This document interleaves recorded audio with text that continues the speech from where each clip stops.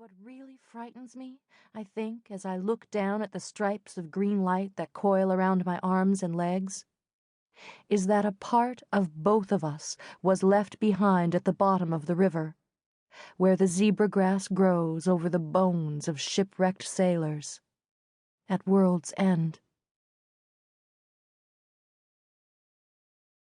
Chapter 1. I was late for Christine's lecture. I almost didn't go. I wouldn't have gone if she hadn't especially asked me to come.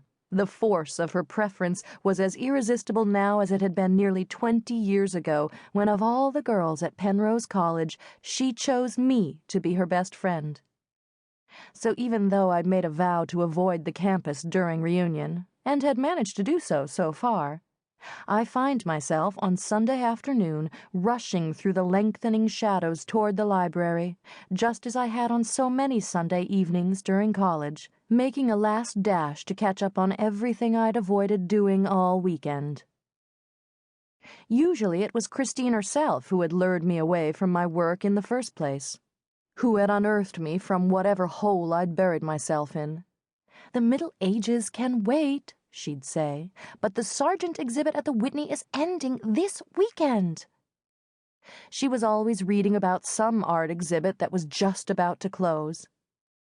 Carried along by her enthusiasm, I'd follow her to the train station, trying to keep up with her fast stride in the wake of her long blonde hair that streamed out behind her like the wings of a dove quivering on a current of air. As I open the heavy library door, I almost catch a glimpse of that hair, shining in a swath of sun behind me. But of course it's an illusion. Christine is inside, standing at the podium, miraculously transformed into this older, more constrained woman, a lecturer, her long golden hair tamed into a sleek coil. "This is where you'd find me," Christine is saying to the audience as I slide into a folding chair in the back of the crowded hall. Even the second-story galleries are packed with students sitting on the floor between the stacks. After dinner Sunday nights, when the work I'd happily neglected all weekend finally caught up with me. Rueful sighs stir the group seated beneath the stained glass window. Clearly, I'm not the only one who'd been reminded, walking toward the library through the late afternoon sunshine, of those last-minute penitential pilgrimages. And this is where I would find her, already at work on some paper due the next day, somehow arrived before me, even though when we'd finally gotten back to the dorm from the city, she'd claimed she was going to her room to sleep. While the escapades she'd led me on left me tired and bleary-eyed, they somehow left Christine refreshed and inspired. She had managed to write through the night, and the paper she'd turn in on Monday morning would be the one the professors would hold up as the most original, the most brilliant.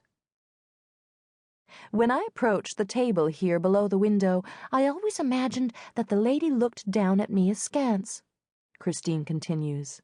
"Oh, so you've finally seen fit to join us," I imagined her saying. I believe I endowed her with the voice of Miss Coldclaw, my sophomore Chaucer professor. Christine pauses for another ripple of knowing laughter. Miss Coldclaw, as we called her, was legendary for her withering comments and draconian teaching methods. In fact, over the years, as I studied below her, I endowed the lady in the window with many roles. Muse, companion, judge.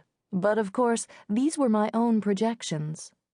What we've come to consider today is who she really is, what she has to tell us, the class of 1987, about ourselves, and why it's so important that we save her from decay. Christine turns slightly and tilts her head up, meeting the gaze of the figure in the glass as if she had been passing on the street and recognized a friend at a second-story window.